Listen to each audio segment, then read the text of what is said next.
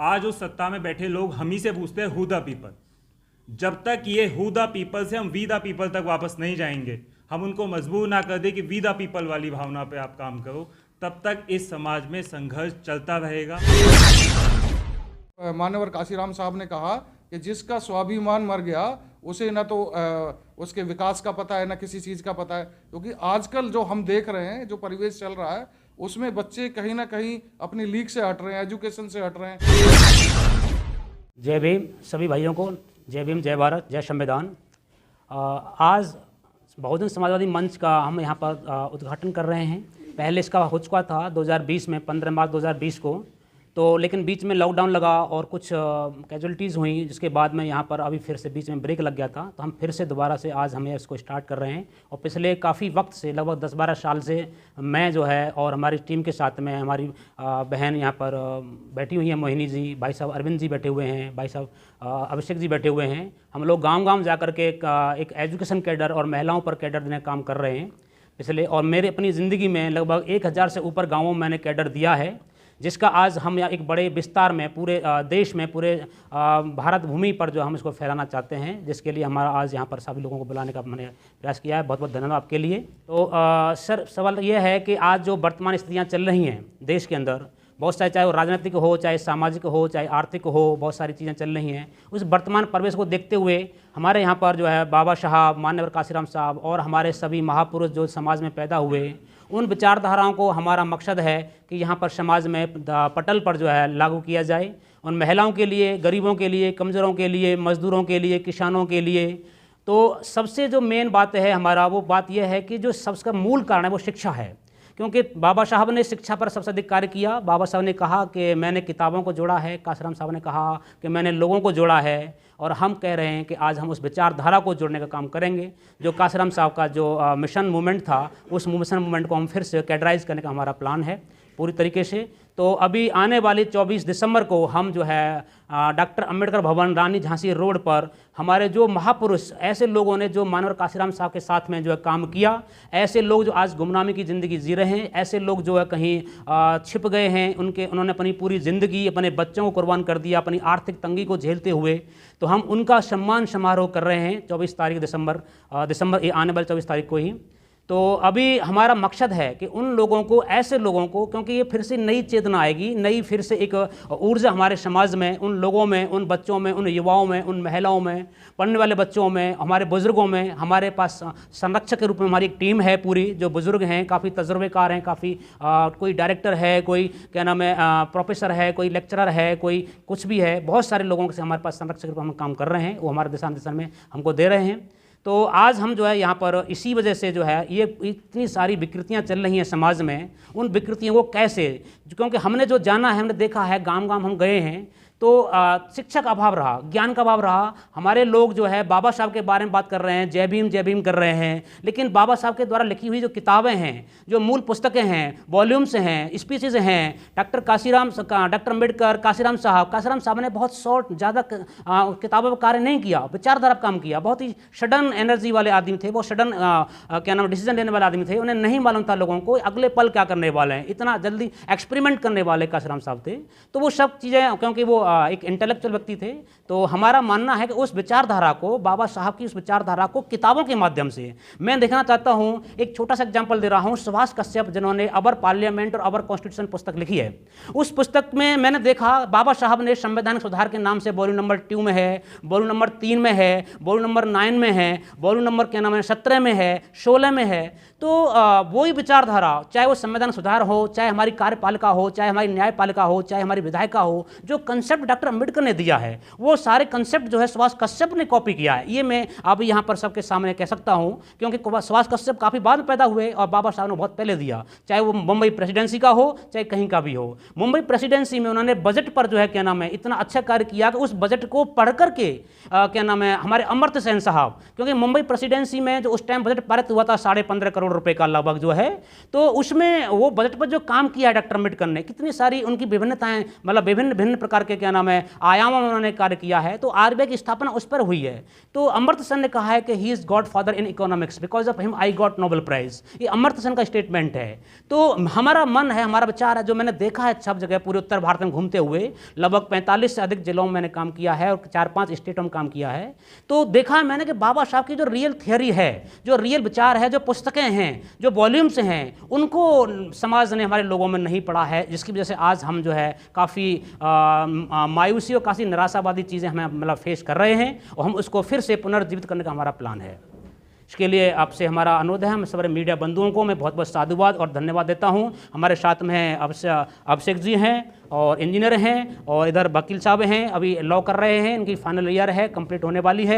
इधर मोहिनी जी हैं, वो भी हमारी पूरी युवा टीम है, क्योंकि मैंने जाना कि तलवारों के दम पर इतिहास हमारा बनता है, जिस ओर जवानी चलती है उस ओर जमाना चलता है।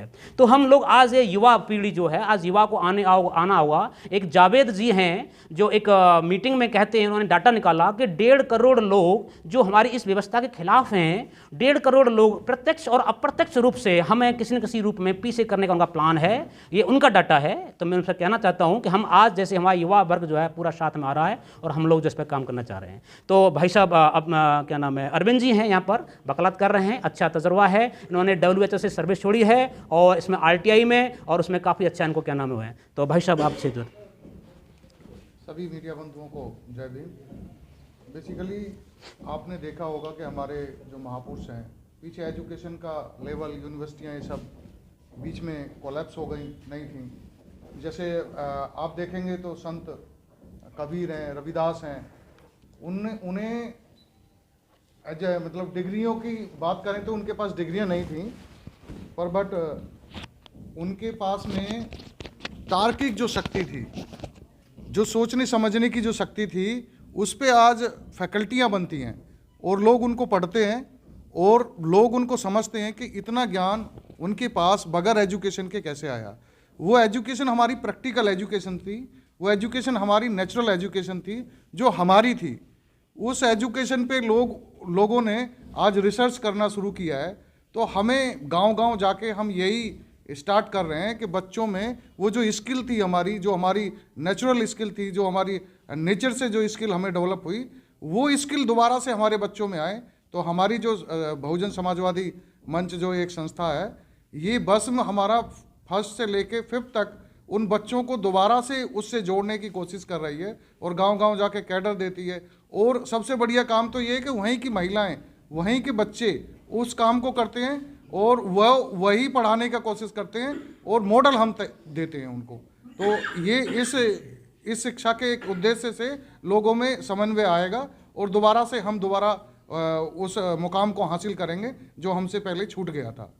और जैसे बच्चों में एजुकेशन आती है, अगर 5th क्लास तक अच्छा उसका बेस बन जाता है, तो वो फिर 6th क्लास में बच्चे को बताने की ज़रूरत नहीं होती है कि हमें क्या पढ़ना है, क्या नहीं पढ़ना है। फिर बच्चा खुद कहता है कि मुझे ये पढ़ना है। जब बच्चा खुद अपने मन से कहे कि मुझे ये पढ़ना है, तो पेरेंट्स को भी लगता है कि उसमें शिक्षा का जो जागृत भाव है वो पैदा हो गया है, उसको हमें उस ओर ध्यान देना चाहिए। तो हमारा यही उद्देश्य है कि समाज में जितनी ज़्यादा से ज़्यादा शिक्षा फैल जाए, उससे लोगों में एक जागृत भाव आएगा, उनका डेवलपमेंट होगा, उनका प्रोग्रेस होगा, और सर्वांगीण प्रोग्रेस होगा, चाहे वो ब्रेन का प्रोग्रेस हो, चाहे वो शारीरिक प्रोग्रेस हो। हमें इस कारवा को आगे बढ़ाना है, और इसमें हमारी सारी लोग जितने भी हमारे साथी हैं और हमारे जो संरक्षक लोग हैं, वो सब हमारे तन मन धन से और सभी के साथ, और सभी लोग इसमें अपना टाइम और पैसा सब देते हैं। ऐसा नहीं है कि कोई व्यक्तिगत इस चीज़ को चला रहा है, वो सारी चीज़ें जो हैं सबके सहयोग से चल रही हैं, और हमारा यही उद्देश्य रहेगा। इसी कार्यक्रम को हमने देखते हुए जो हमारे पीछे जिन्होंने मान्यवर काशीराम साहब या मिशन में जिसने काम किया था, वो कारवा छूट गया था। हम सोच रहे हैं कि उनको एक सम्मान के जरिए से देखा जाए, और वो आने वाली पीढ़ी को उस कला को दें जिन्होंने ये मूवमेंट यहाँ तक खड़ा किया। वो अगर कला उनको मिलेगी तो आगे एक लड़ाई का जो हमारी जो फ्रीडम है उसका एक नया उद्देश्य पैदा होगा, और फिर वो बच्चे भी समझेंगे कि ये जो देश है, ये जो विरासत है वो हमारी अपनी है, और इस विरासत को हमें कैसे संजोए रखना है, इसके लिए हमारा यही प्रयास रहता है कि हम दिन रात बच्चों के बीच में और बुजुर्गों के बीच में और युवा शक्ति के बीच में रहते हैं। और उनको बताते हैं कि भाई हमें इस कारवां को आगे बढ़ाना है, चाहे वो आपका एजुकेशन का हो, चाहे वो शारीरिक मुद्दे का हो, चाहे वो आपको स्पोर्ट्स का हो या खेल कूद का हो। अगर किसी को कोई प्रॉब्लम होती है, पढ़ने की हायर एजुकेशन में प्रॉब्लम आती है, तो हम उसको भी हेल्प करते हैं कि भाई ऐसे नहीं, ऐसे करो, ये कोर्स नहीं कर सकते, ये कोर्स करो, आपको आर्थिक मुद्दे ऐसे सफल कर सकते हैं। तो उस पर भी हमारे बीच बीच में हमारे समाज के इंजीनियर्स हैं, डॉक्टर्स हैं, तो वो बीच बीच में एक टीम गठित हो जाती है, तो वो वहाँ जाती है और अपना जो एक्सपीरियंस है उनको शेयर करती है। वो बताती है कि आप ऐसे नहीं, ऐसे पढ़ सकते हो, ऐसे नहीं, ऐसे कर सकते हो। तो हमारा केवल यही उद्देश्य है कि समाज को कैसे समृद्ध बनाया जाए दोबारा से, और समृद्ध बनने के लिए हमें एजुकेट होना जरूरी है। बाबा साहब ने भी कहा था कि हमें डिग्रियों के साथ, डिग्रियां ही हमारा उद्देश्य नहीं है, हमारा उद्देश्य शिक्षित होना। एक अनपढ़ व्यक्ति भी शिक्षित हो सकता है, गुना हुआ व्यक्ति शिक्षित हो सकता है, जरूरी नहीं है कि वो डिग्री लेके ही शिक्षित बने। तो हमारा उद्देश्य केवल लोगों को अवेयर करना, जागरूक करना है कि अगर वो जागरूक हो जाएंगे, वो अपने अधिकारों को, अपने मान स्वाभिमान की परिभाषा को समझेंगे। बाबा मान्यवर काशीराम साहब ने कहा कि जिसका स्वाभिमान मर गया उसे ना तो उसके विकास का पता है, ना किसी चीज़ का पता है। क्योंकि आजकल जो हम देख रहे हैं, जो परिवेश चल रहा है, उसमें बच्चे कहीं ना कहीं अपनी लीग से हट रहे हैं, एजुकेशन से हट रहे हैं, अपने जो अधिकार हैं उनसे भी हट रहे हैं, उन्हें अवेयर ही नहीं है। तो हमें इन चीज़ों को हटाना है और समाज में एक नई विकास की जो धारा है उसको लाना है। यही हमारा उद्देश्य है। सभी साथियों को जय भीम। मैं अभिषेक और बहुजन समाजवादी मंच में मैं लगभग 2020 से ही काम कर रहा हूँ। हमारा जो उद्देश्य है वो शिक्षा, स्वास्थ्य, रोज़गार, एनवायरनमेंट को लेकर एक समाजवाद लाने का हमारा उद्देश्य है। और प्रमुखतः जैसे कि हमारे वो साथियों ने बताया, चंद्रवीर जी ने, अरविंद जी ने, कि हमारा जो बहुजन समाजवादी पाठशालाएँ जो विभिन्न जगह चल रही हैं, उसके माध्यम से हम बच्चों को शिक्षित कर रहे हैं, उनको जो प्राइमरी एजुकेशन देने का हम लोग काम कर रहे हैं। और ये सब हमारे लगातार हमारे कर्मवत हम लोग कर्मवत काम होता जा रहा है। अब हम बात करते हैं जिस संबंध में आज आप सब लोगों के सामने हम बैठे हैं। 24 दिसंबर 2023 को जो बहुजन सम्मान समारोह हो रहा है, ये समारोह आज भले ही काशीराम जी हमारे बीच में इस लौकिक दुनिया में नहीं है, लेकिन उनके विचार हम सब लोगों के बीच में हैं। उनके साथ जिन वरिष्ठ साथियों ने काम किया है वो सब हम लोगों के बीच में है। उन सब से हम सीखना चाहते हैं, उनको समझना, मतलब उनसे चीज़ें समझना चाहते हैं कि समाज में लेके किस तरीके से काम होता है, कैसे समाज को एक नई दिशा हम लोग दे सकते हैं बसम के द्वारा। उन साथियों के सानिध्य में इसी सब को लेके हम लोग काम कर रहे हैं। और ज़रा सी एक बात है, बस बड़ी निजी बात है, जैसे बहुत आमतौर पे समाज में ये सवाल होता है कि आप लोग ऐसा काम हो क्यों रहा है ना। तो उसमें जैसे बाय प्रोफेशन में एक सिविल इंजीनियर हूँ, तो आज जो सत्ता में लोग बैठे हैं या जो आज व्यवस्था जिनके हाथ में है, बाबा साहब के बनाए हुए संविधान में लिखा गया we the people of India, we the people. आज उस सत्ता में बैठे लोग हम ही से पूछते हैं हु द पीपल। जब तक ये हु द पीपल से हम वी द पीपल तक वापस नहीं जाएंगे, हम उनको मजबूर ना कर दे कि वी द पीपल वाली भावना पे आप काम करो, तब तक इस समाज में संघर्ष चलता रहेगा। बहुत सारे इंजीनियर, डॉक्टर, लेक्चरर, जैसे चंद्रवीर जी ने बताया, एक बहुत बड़ी टीम इस सब के लिए काम कर रही है। और हम सब का निरंतर प्रयास यही रहेगा कि शिक्षा, स्वास्थ्य, रोजगार और एनवायरनमेंट को लेकर एक समाजवाद की स्थापना हो सके। धन्यवाद। सभी को नमो बुद्धाय, जय भीम। मैं मोहिनी बोध, मैं अभी लॉ की छात्रा हूँ और बहुजन समाजवादी मंच में 2021 से जुड़ी हुई हूँ। और हम लोग जगह जगह जाकर के महिलाओं को जागरूक करते हैं और बच्चों की शिक्षा पे ध्यान दे रहे हैं, क्योंकि शिक्षा ही सवालों को जन्म देती है। जब तक बच्चा सवाल करना ही नहीं सीखेगा तो उसे अपने अधिकार पता ही नहीं चलेंगे।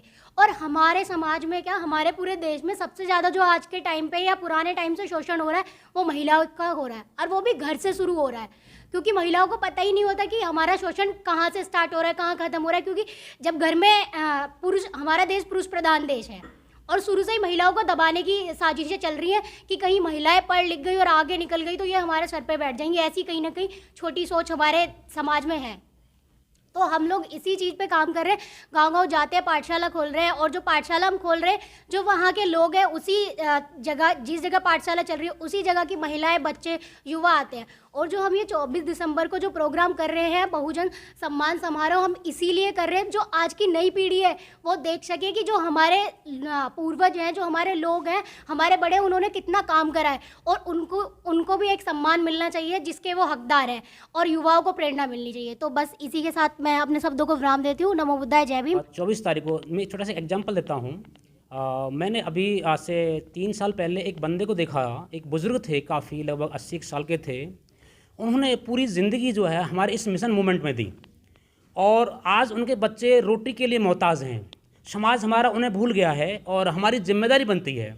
मैंने उनके घर जाकर के देखा कि वो मतलब आज की डेट में बहुत भयंकर रूप से सर्वाइव कर रहे हैं और मेरी आंखों से आंसू तक आ गए। कल ही की बात है, कल शाम जो गुजर गई है, मुरादनगर में एक मीटिंग हुई थी।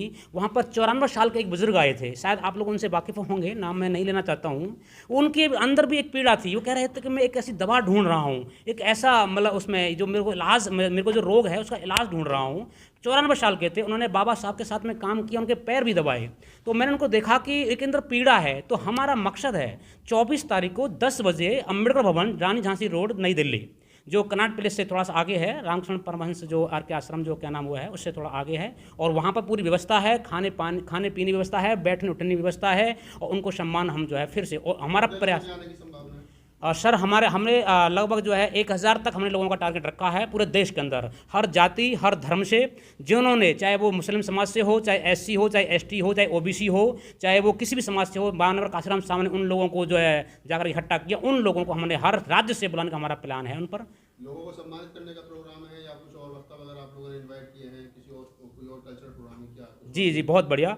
हमने किसी भी वक्ता को इनवाइट नहीं किया है। ऐसे वक्ता को, ये हमारे ही संगठन के 4 लोग हैं जो हम अपना जो मैसेज जो समाज में देना चाहते हैं, उन लोगों के जरिए जो हमारे लोग आ रहे हैं, हमारे जो बुजुर्ग लोग हैं, हमने वक्ताओं को किसी को ऐसा मतलब जो निमंत्रण देने का काम नहीं किया है। हमारे खुद के संगठन के हमारे जो लोग हैं वो अपना मैसेज कन्वे करेंगे कि हमारी क्या एजेंडा है, हमारी क्या पॉलिसियाँ हैं, हम कैसे इस समाज को एकीकृत करने का, इंटीग्रेट करने का क्या हमारे पास प्लान है। चाहे वो महिलाओं से संबंधित हो, चाहे एससी एसटी ओबीसी जाति और धर्म पर हो, चाहे कमज़ोर हो, चाहे गरीब हो, चाहे मजदूर हो, चाहे किसान हो, उन संबंधित।